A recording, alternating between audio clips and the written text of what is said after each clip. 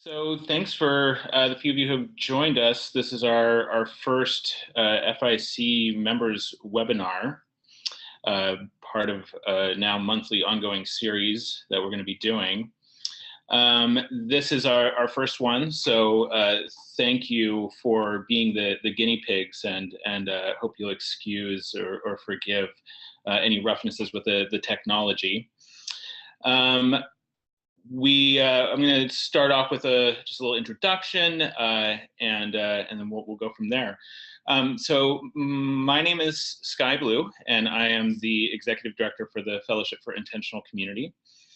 And in case you're wondering, for those of you who don't know me, yes, that is my real name, and yes, my parents were hippies.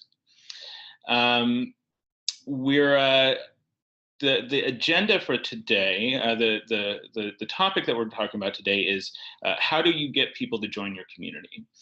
I'll talk a little bit about the agenda. We'll do a more expansive Q&A at the end of the session, where I'll give people an opportunity to talk about what your situation is and ask questions.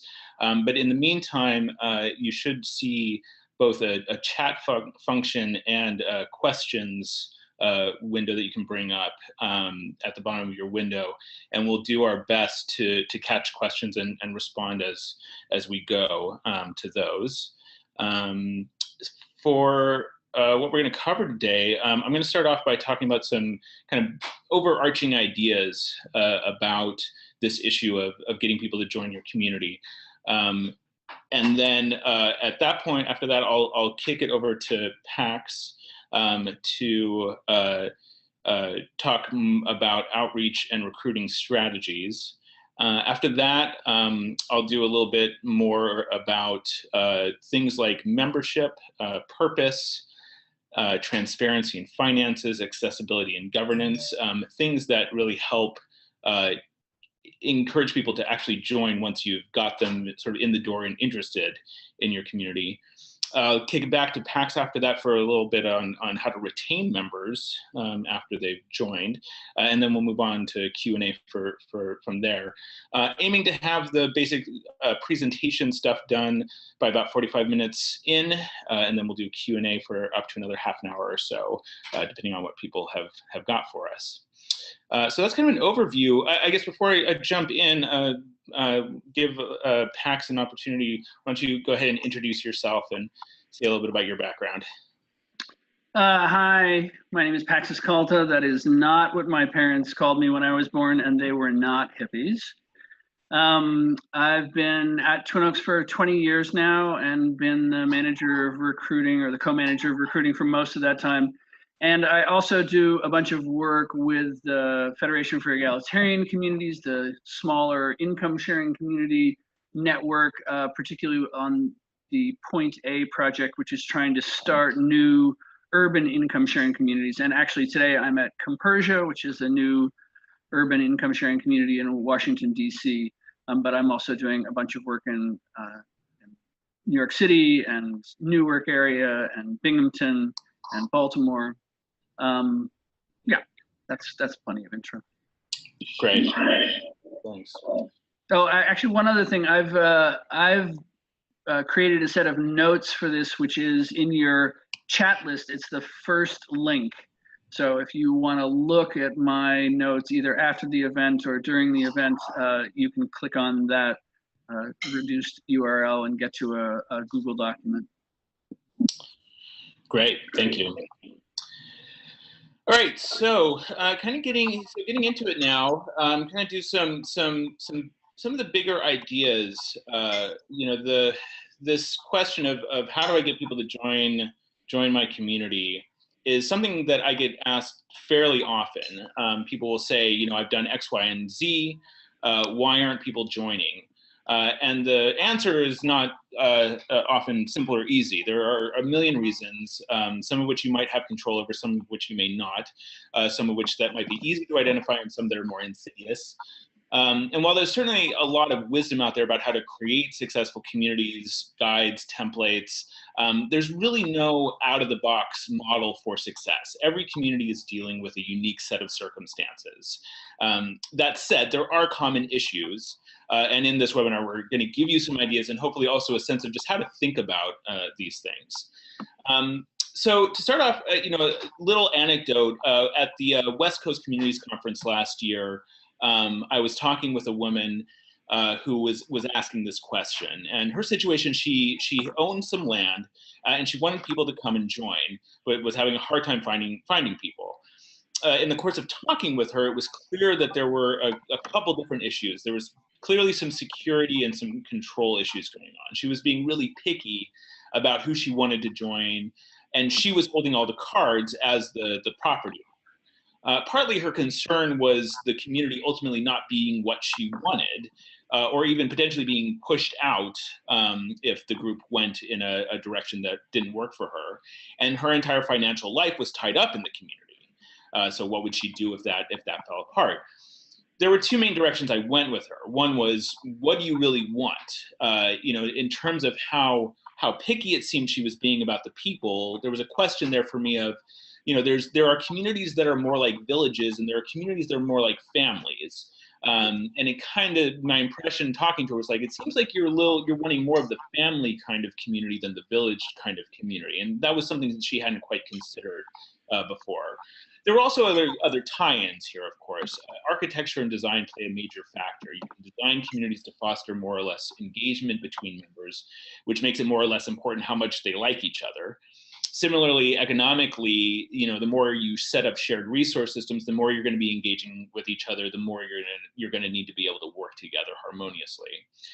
And then there's the financial issue. If you're the one with the resources, you own the land, you've got the money invested, what kind of security do you need? The thing I suggested to this woman was that she set things up so that there was a legal structure that could that ownership of the land could be transferred to, but that there be a financial arrangement so that she was bought out of the community over time. And this is not uncommon.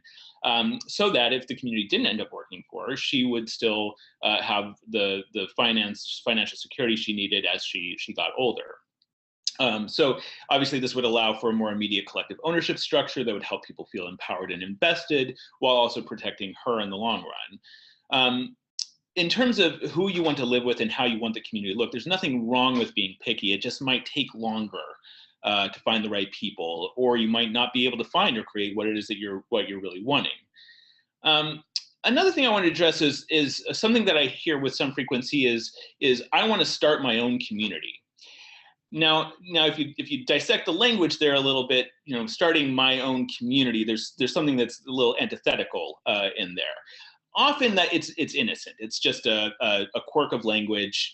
There's no intent to control. But sometimes there is something indicative when people say that sort of thing. Communities that are forming generally benefit from being a synthesis of multiple people's visions. You want a group of people who feel invested. You know that it's our collective baby.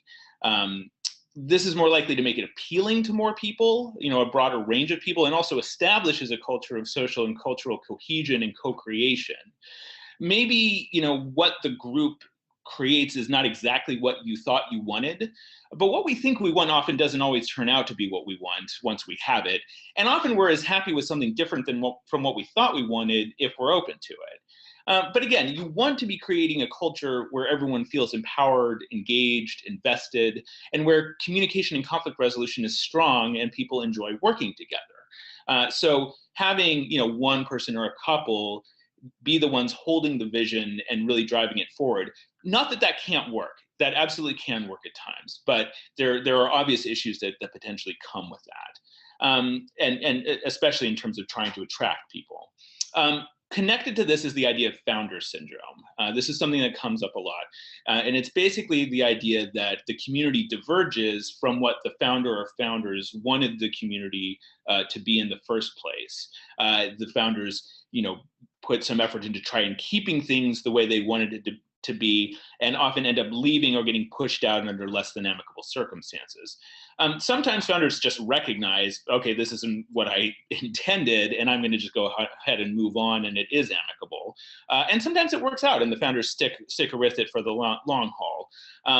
Though I think there is kind of a correlation often with how mission-driven a community is, like how much they are about some kind of idealistic vision, as opposed to being more of, kind of a land trust, sort of thing, that where people are more kind of doing their own thing, but in a more loose-knit kind of community.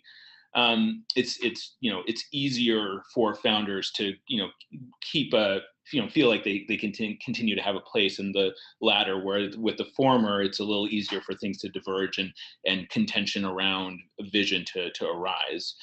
One way or the other is not right. It's just different ways and different issues can come up.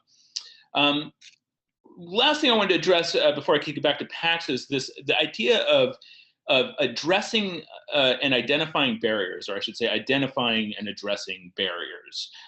Barriers can come in all sorts of forms. Some obvious big ones are financial barriers. Maybe you've got a buy-in cost that limits accessibility. So then it's like, how can you help find financing for people? How can you do a buy-in over time situation? Can you create rental options? So looking at like, okay, what are the things that are getting in the way, and how do we address that? Maybe you're in a rural area where there are limited job opportunities. Can you create a cottage industry, essentially a worker co-op embedded in the community that can provide economic opportunity? Sometimes it's about demographics, particularly if you're wanting more diversity, particularly along the lines of age or race. Is the culture you're creating really comfortable for the diversity of people you want? When you're looking at age, if you start off with a lot of older people in the community, it's often hard to attract younger people, and vice versa. With race, similarly, you start off with a bunch of white people. It's often not as comfortable for people of color to want to join the community if there isn't attention being paid to the culture that's being created. So again, it's just looking at like, well, what is it that you're going for? And who are you wanting to join, and what are the potential barriers, and how do you address them? Other times, barriers are harder to spot because they're more of an interpersonal nature. They might have to do with power dynamics within the group, difficult personalities that are being enabled by the group. Sometimes it's a lack of clarity in the purpose of the community, which can be confusing and a turnoff to prospective members. Sometimes there's cultural, structural, or interpersonal issues around the governance and decision-making, elephants in the room, or things that have been swept under the rug.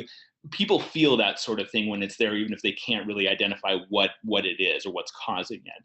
And we'll get into a little bit more of this sort of stuff later. Again, what is it that really makes a favorable situation for people to want to join once you've kind of got them in the door? So with that, I'm going to kick it over to Pax to talk about outreach and recruiting.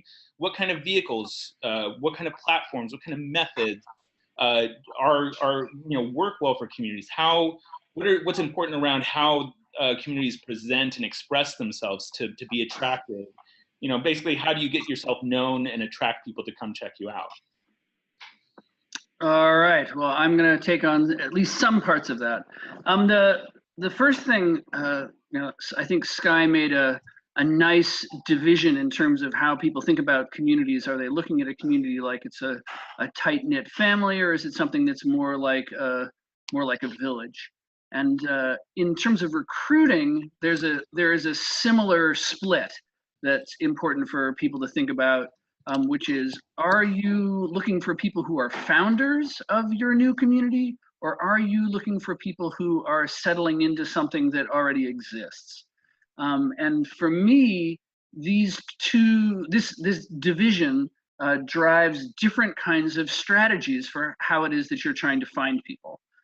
So specifically, if you are looking for the founders for a community that is what's called forming, doesn't necessarily yet exist in a place or in its initial structure, you want to look for people who are your close friends. You want to look for people who share a strong ideological orientation with the other founders. You want to look for people who are excited about building strong relationships with the other people who are founders. You're looking for risk takers because the forming stages of communities are often fraught with failure. And you're also looking for people who are willing to work hard to keep the idea of the community afloat. Starting communities is tricky work and hard work. And if you've got somebody who's interested in being a founder, but they have lots and lots of other things that they're committed to and distractions, they're probably not going to be able to show up in the dedicated way that's necessary to get the community off the ground. Or they may be leaving that work to other founders, which can potentially cause frustration.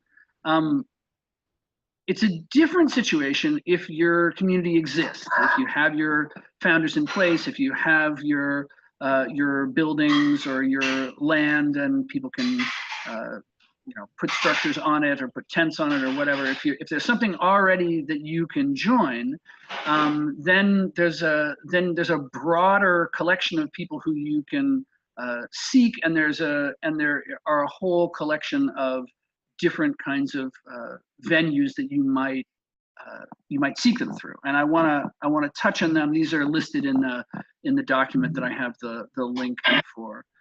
So one of the best ways to find people for a community is social media. Facebook and Reddit both have active intentional community forums. There are a number of intentional community discussion groups where people are describing their communities and what they're looking for, and they are finding people to join them. I'm the moderator for a couple of these groups, and I watch these people recruit in this way, which is not really a way that I've recruited, but because it is working, I want to comment about it. One of the things that I think is most important for new communities to do is to write about yourself and promote yourself. And there are friendly blogs where you can put up an article about your community, and that will draw people to it. Recently, after a long period of time, Twin Oaks waiting list vanished. And lots of people had been interested in Twin Oaks, but the waiting list causes all kinds of problems.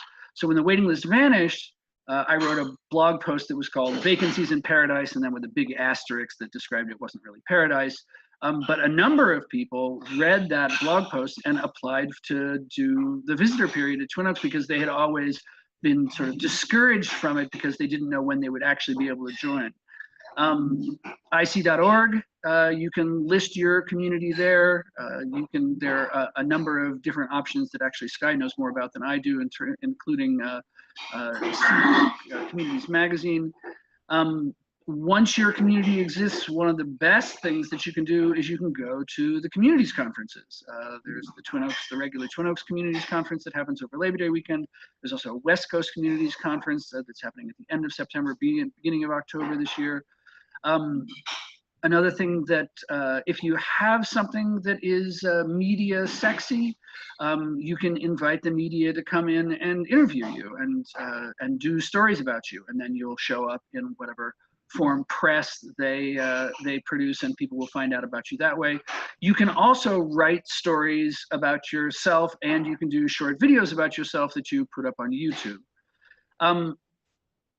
When Sky was talking before about how you get people to come and stay, one of the things that people who are looking at communities are especially interested in is, what kinds of events or parties or holidays or rituals are going to become part of my life as a function of joining this community.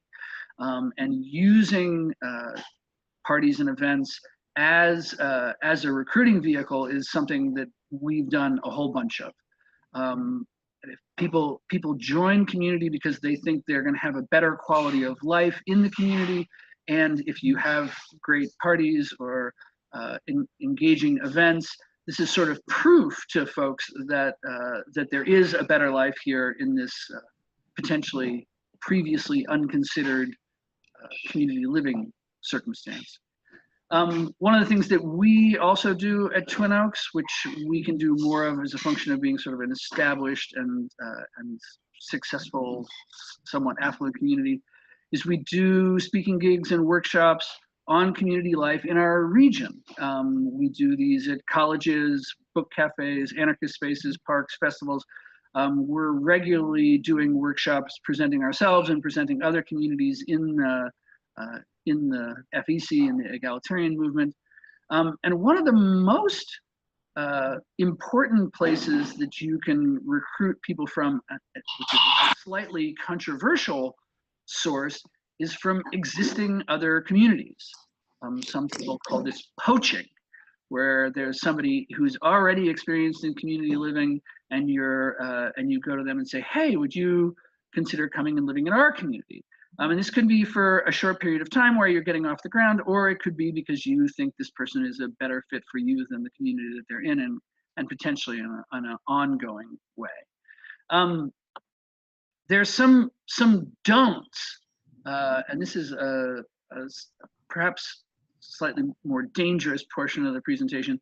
For the egalitarian communities, at least, recruiting for specific skills has largely failed.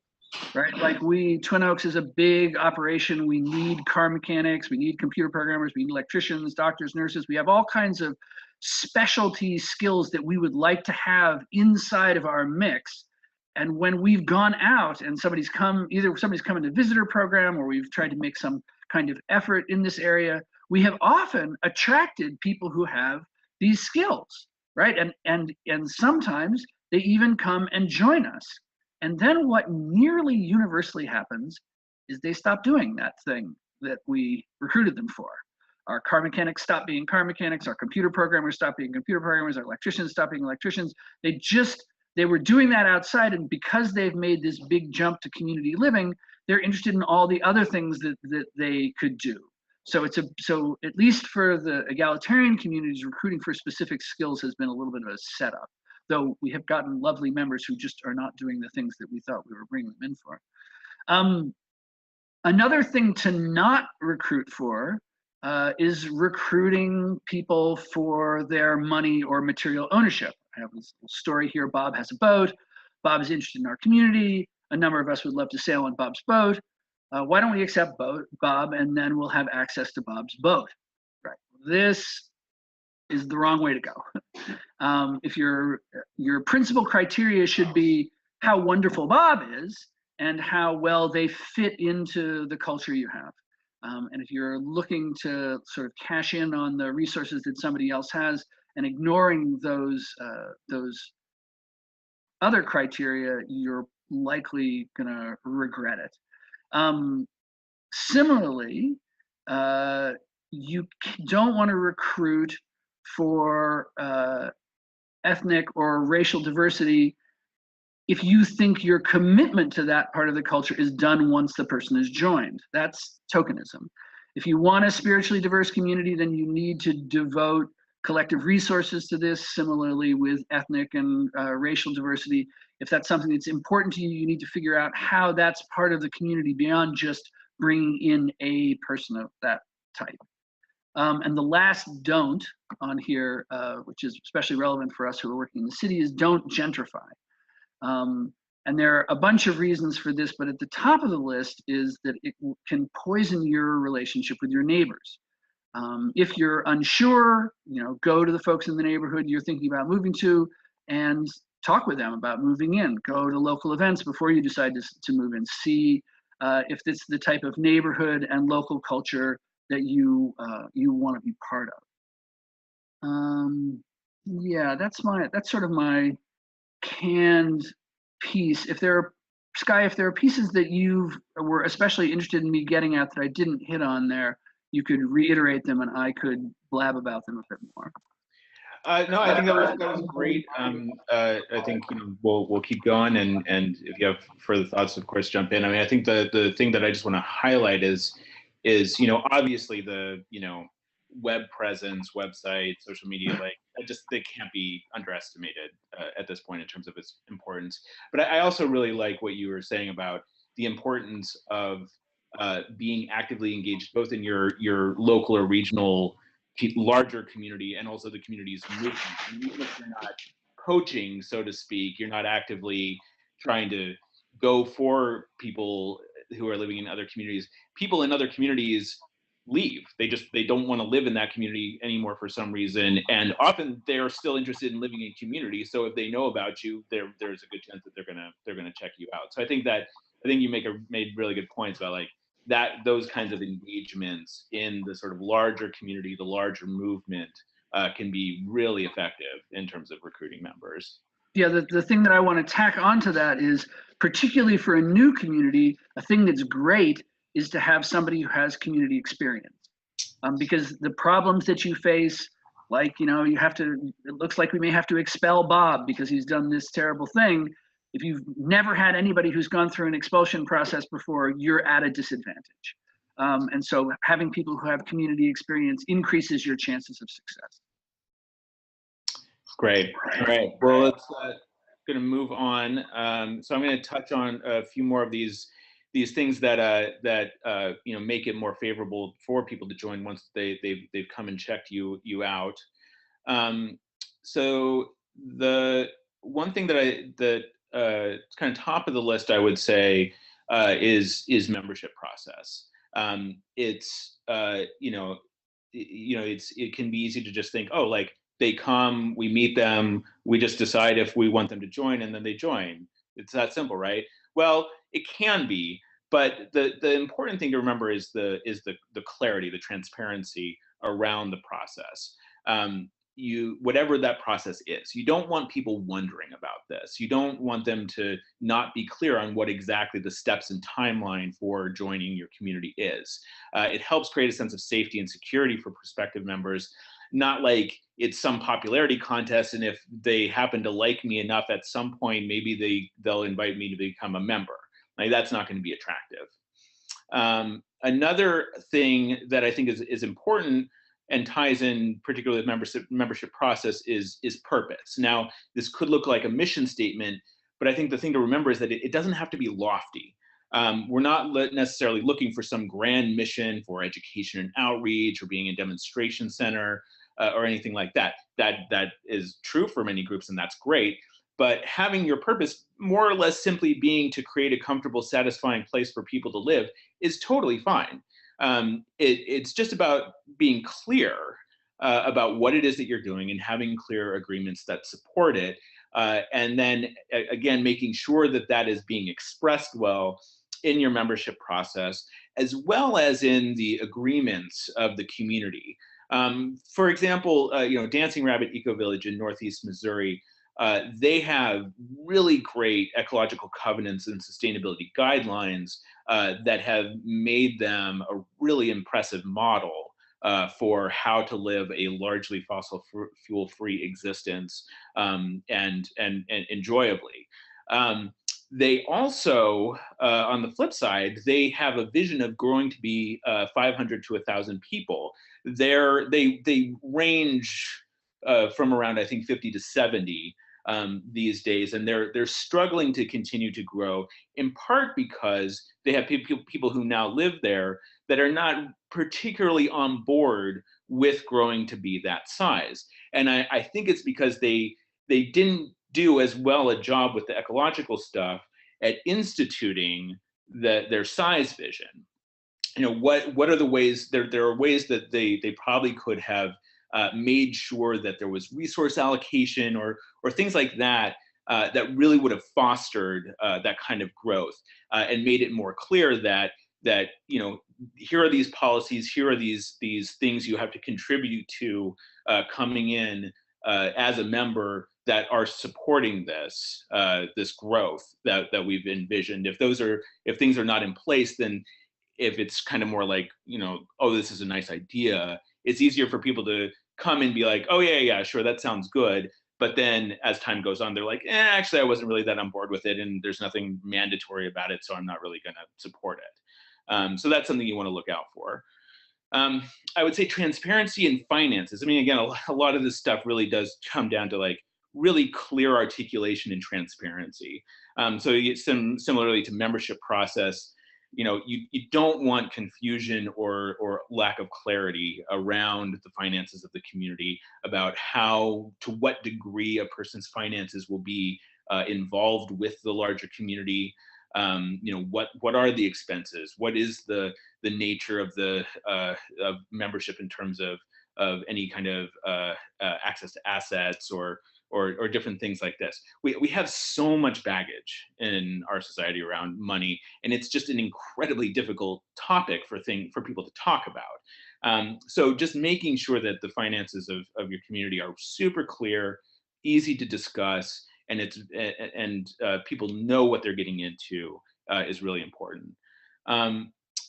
Accessibility in governance is another really key thing. People need to feel like they're going to have a voice. That if they're not going to be second-class citizens coming into the people who have lived there longer. This isn't to say that policies or culture that encourage new people to learn and integrate before trying to make big changes are a bad thing. I mean, that can be super disruptive to a community when people come in and don't really understand why things are done certain ways and start demanding that things change. But long-term members, so you want to kind of protect against that, while at the same time, long-term members do need to be open to new ideas, and the governance structures, decision-making processes need to be transparent and understandable. The pathways for getting your ideas considered for the community to look at, do we want to do X, Y, or Z? For if you're using any kind of committee structure or that sort of thing, how do you get on committees? All of this needs to be laid out very clearly and accessible to everyone. I think it's okay, some communities have tiers of decision-making power, different levels of membership. Often there's a sort of the amount of decision-making power you have there's a correlation with the responsibility that you hold in the community as well. But again, this kind of gets back to membership process. As long as it's clear how you get from one tier to another and that there is an accessibility there, then I think that kind of differentiation of decision-making power can be a fine thing. Lastly, I would say, in general, dealing with your dark side. We've all got a tremendous amount of baggage growing up in society. Personal growth is hard. Many people are not committed to it. And even if they are, they may not have really figured out how to do it in a meaningful way. So this is a huge area and totally, easy to underestimate the importance or the amount of work that is involved here, but it really can't be underestimated. How a group communicates, how it deals with conflict resolution, how you deal with things when things get hard. Agreements, policies like these can go a long way towards helping you navigate conflict, but it's never, no set of policies is going to address every situation. You've always got things that are going to come up. And then you need a basis of relationship and communication and conflict resolution processes that can help carry you through when things are hard. There's no panacea. There's no perfect model out there. There's lots of different models for personal growth, conflict resolution that I think are perfectly good. The question is more what's best suited for your group. And I would say that collective buy-in to a process, everyone in the group feeling like, yeah, this is something we want to engage in, is often more important than the particular process that they might be using. Oh, that's kind of a rundown of some things that I think are most important. I want to jump onto that. If that's okay. Go ahead. So one of the things when I first came to community, my dear friend Shawl gave me an aphorism that I really didn't want to be true, but it turns out that it is true, which is whatever your buttons are, Twin Oaks will find them and push them. And this gets to some of the stuff that Skye was talking about there a moment ago. And there are sort of two possibilities. One possibility is going into community, what your buttons are, and you're saying, okay, well, I'm choosing to take this personal growth path, and I'm going to work on this stuff more, even if I didn't necessarily think that I wanted to, because I'm interested in living in community. But the other possibility is that you don't necessarily know what your buttons are. And then you're sort of thrown into this personal growth adventure that may not have been what you knew that you were signing up for. And there is something about living in an intense collective environment that brings up whatever our issues are. And there's a collection of blog posts at the bottom of the document that I shared at the beginning that goes over these things. And I want to touch on another couple of points from those posts. One of those things is gatekeepers versus cheerleaders, right? So my job is as a recruiting job, which means I go out and I talk about how wonderful Twin Oaks is, and I encourage people to come and visit and guest and do a visitor period and consider membership and all that kind of stuff. And that makes me a cheerleader. I'm saying, rah, rah, Twin Oaks, rah, rah, you, maybe this will work. There's a separate group of people at Twin Oaks, but in smaller communities, they're often the same people who are gatekeepers. And their job is to say, okay, well, PAX has brought this person here, but is this person actually a good fit for us? And when Skye was talking about being clear about what your membership process is, what this means is, on your website, you have the steps, you write a letter, you come for a visitor period, it lasts a certain period of time. These are the expectations during the visitor period. You do some kind of interviews, you go away. After some period of time, we tell you if you've been accepted or not. And in the case of Twin Oaks, after we tell you you've been accepted, then we make you wait longer so that your friends and families can convince you that you're crazy for moving out into the woods with these hippies.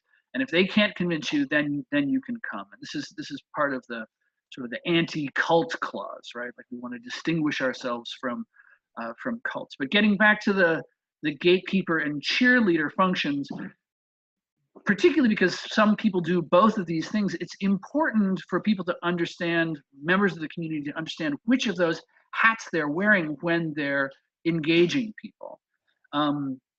And the interesting thing, one of the interesting things for me is that being a cheerleader is not just about saying how wonderful it is. In fact, some of the most important recruiting work that I do is warning people about the problems that I think they're going to face based on my understanding of their personalities if they come to the community that we're talking about. So it may be a privacy issue, or it may be a access to money issue, or it may be getting, traveling enough, or it may be any of a number of things that we've seen. And good cheerleaders are not actually hiding these things, right? Like we have a positive view about the community. We think it might be a good place for you. And these are the things that you should look out for, sort of to make the buyer beware and to have them coming in a well-informed manner rather than, oh, community is going to solve all my problems, which it's not. It may solve some of them, and it's certainly going to create some other ones. Things that are certainly going to come up and you should think about early on in your recruiting efforts is, do you have any policies around age of membership, right? Like, would you consider accepting a 65-year-old person or a 75-year-old person? Twin Oaks has a complicated and terrible policy around accepting people who are over the age of 55. Similarly, what is the community's policy around accepting families, right? And what we find is that we have different policies around accepting families than we do around accepting individuals. And part of that is we ask families to stay longer. But the other part of it is that in the case of Twin Oaks, actually, I think all of the income sharing communities in Louisa, if you come as a couple, we evaluate you independently. And it's possible for one member of the couple to get accepted and the other one not. If you come as a family, we take you, including your kids, or not. It's a package deal, because what we don't want to be doing is breaking up families, right? We don't want to say, oh, the mom can come and the daughter can come, but the dad can't come, and this. So if you're open to families, you need to design your family membership process in a perhaps a different way than you design your individual membership policy. And the last piece that I want to say in this, which is also one of the blog posts, is the idea of shooting stars. There are lovely, lovely people who come to community who we know that we cannot hold. We may not be able to hold them because they're in the middle of their academic program and they're just here for the summer and then they're going to go away. Or we may not be able to hold them because they're an adventurous sort of person who's not going to stay in a fixed location. The consciousness that I recommend around shooting stars is to embrace them for a while you have them, and then try to let go of them as gracefully as you can. Because what you want is you want to have their presence, their energy, their positive effect for some period of time, even if it's not forever, and you don't want to be guilt tripping them around leaving, making it harder for them to come back, creating bad feelings, whatever that is. So recognize that that for some fraction of the people who come, you know that they're not going to be able to stay or not going to want to stay on an ongoing fashion. So that gets me through those little points. Great. Well, I think I want to go ahead and see what kind of questions we've got from the people who have joined us. So any of the attendees, I can promote you to a panelist and allow you to be seen and heard in this, if you'd like to share about what you're dealing with or what it is that you or whatever questions that you have. So you can either down in the chat below let me know that you'd like to say something and ask questions, or you can also if you click on down at the bottom of the window, there's a thing that says participants. If you haven't clicked on that, and if you find yourself, there's a thing you can do you can raise your hand electronically, and that will let me know that you'd like to speak as well. So anybody who would like to join the conversation? I've got a question here. Will the webinar be made available on the website after? Yes, this is being recorded. I probably should have said that at the beginning. And we are going to make this available to the public. And also, I can't find the document mentioned. If you just look up in the, well, there it is again. Pax just shared it again. So that should get you to it. Right, so that document is the notes that I've been working for, and a handful of blog posts on a whole bunch of different recruiting issues at the bottom that are from my blog. And the very last thing actually is the BBC came and filmed us as part of their Utopia series, and there's a password Vimo video there, and you can look on it, and it looks great. I've only looked at the first 10 minutes of it, but if you're in the mood for utopian TV from the Brits, I would encourage you to check that out. I think it's an hour long. There's a great example of PAX in recruiting mode right there.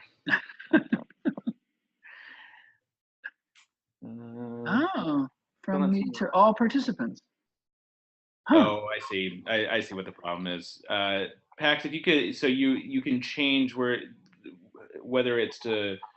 Right now, you're sending it to all panelists. If you click on where it says all panelists and change it to all panelists and attendees, and then copy and paste the link again.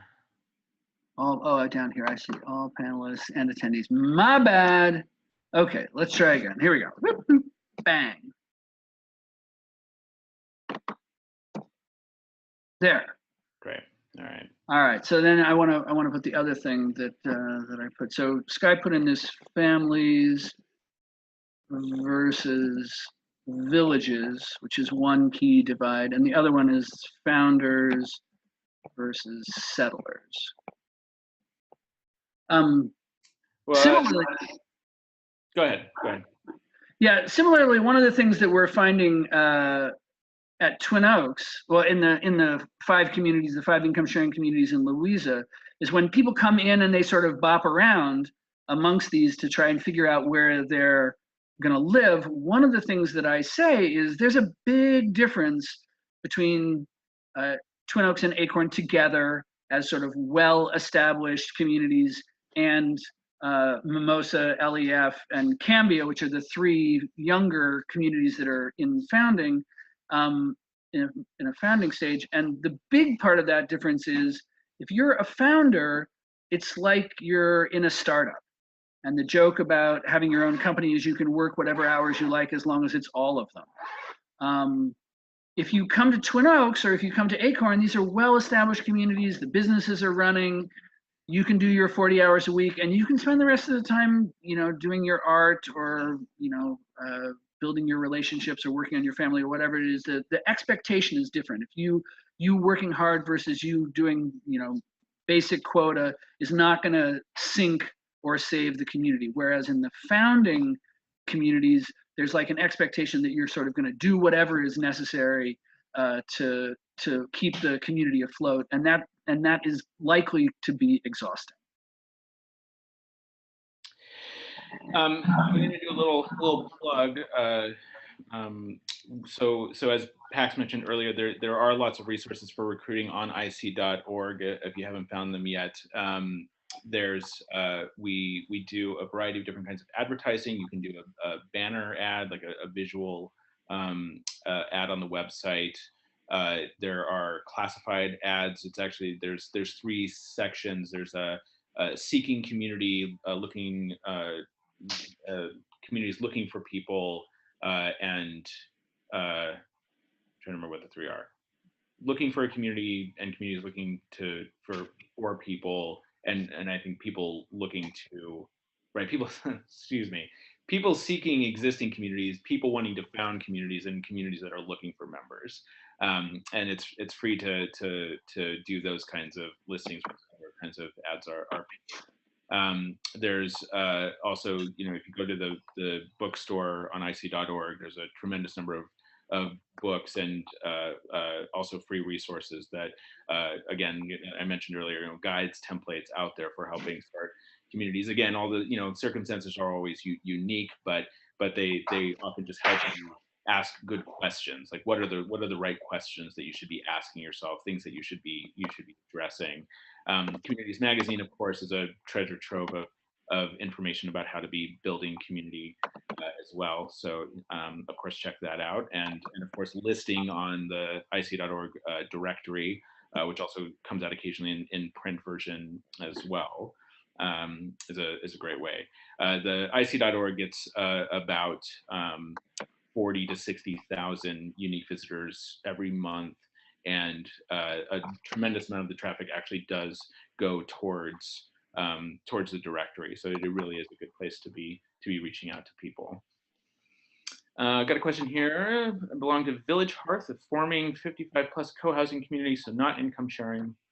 We are targeting LGBT friends and allies. Financially will be a condominium. Recruiting is going slowly. We have land permit zoning and architectural designs, planning to build 28 small units with common facilities. Any advice? Throw parties. Yeah, I would do social events. If recruiting is going slowly, then what you want to do is you want to try to create the events that people who you want to have living at your place are going to be excited about, and then figure out ways to invite them locally. Is Village Hearth, let's see, where are you?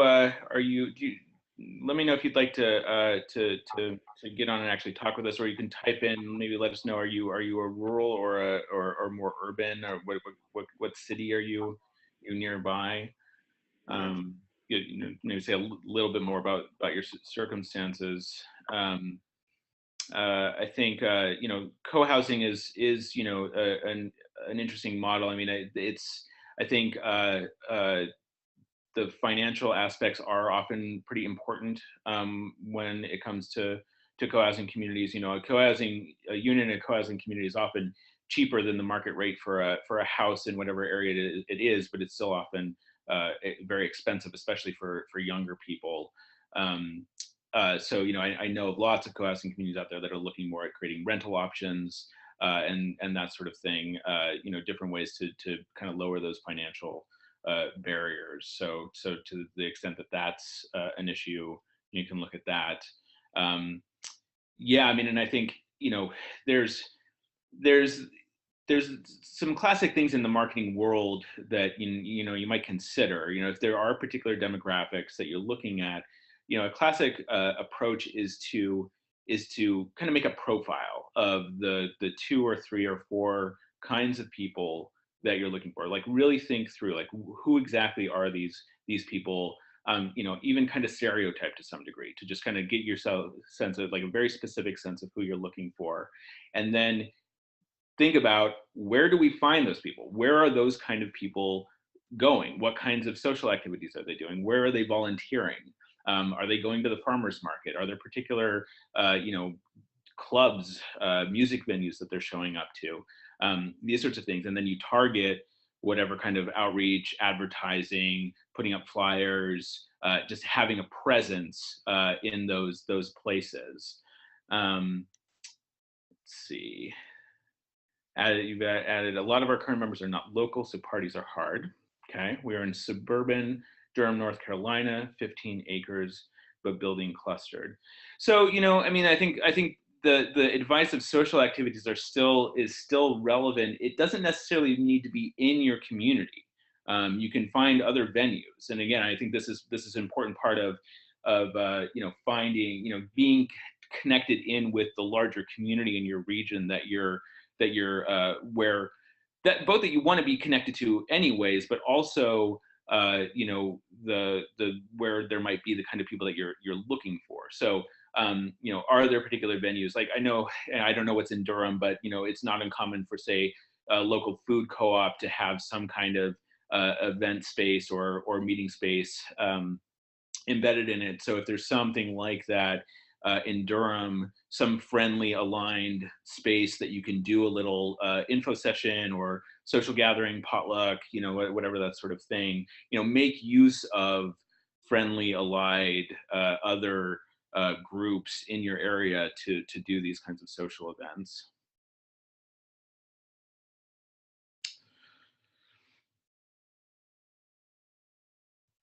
Yeah, the thing that I was just writing about, one of the things that you should work on is having a good meeting culture. If you're going to try and bring people in, you want to be trained in the decision-making method that you're using, and you want people to feel like when they go to the meetings that they're crisp and they don't drag on, and they're a positive experience. Lots of early communities struggle under sort of over discussing things and making more bylaws and policies than they need, and can often fail in that early stage because they don't have a crisp meeting culture that makes people think, oh, I could do this on an ongoing basis. Another thing I'll throw out is who else you're getting advice from is something to look at. I mean, especially if you're targeting a particular group. So you asked a question about we're targeting LGBT friends and allies. Presumably, people who are part of your group, LGBTQ people who you have friends. They're maybe never going to join your community, but that actually in some ways makes them ideal people to ask for advice, because it's a low pressure situation. It's like you're not going into the conversation trying to recruit them. You're saying, hey, I want your advice. Like can you kind of come to one of our meetings, take a look at what we're doing, and say why it is that you think it might be hard for us to attract people, or what's most appealing, what should we be emphasizing, again, what are the barriers that we should be looking at, that sort of thing. So I think it's related to that. I mean, it's not uncommon for different groups to form more sort of formal advisory councils, or groups of people who are there to sort of just be supportive. I mean, I think the more you can be connecting in with groups and communities outside of the particular community, it's just going to increase your pool. It's just going to, you know, increase the awareness, the input you're getting, all that sort of thing. More questions out there. Again, raise your hand. Let me know if you want me to make you able to speak, or just type questions in the chat or use the Q&A function.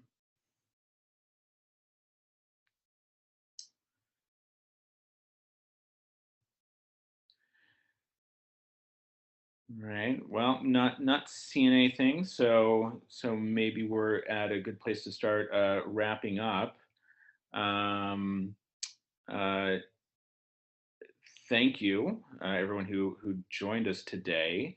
This was fun for me. I hope you enjoyed it as well. I'm looking forward to doing more of these. The next webinar next month is going to be it's September. September 12th, Tuesday, September 12th, also at 1 p.m. Eastern. We're going to be experimenting with different days and times. So same time next month, but different day of the week. We'll also be trying weekends and evenings and that sort of thing. But 1 p.m. Eastern on Tuesday, September 12th. That one will be focusing on consensus, and we'll have consensus group process legend and former executive director of the FIC, Laird Schaub, joining us for that one. So look forward to that. And yeah, I think with that, we're wrapped up. Thanks again for everyone. Pax, thanks for being our guest star on this first one. My pleasure. Thanks for having me. Yeah, no, definitely. All right, well, have a great day, everyone, and we'll see you out there in the great world of community.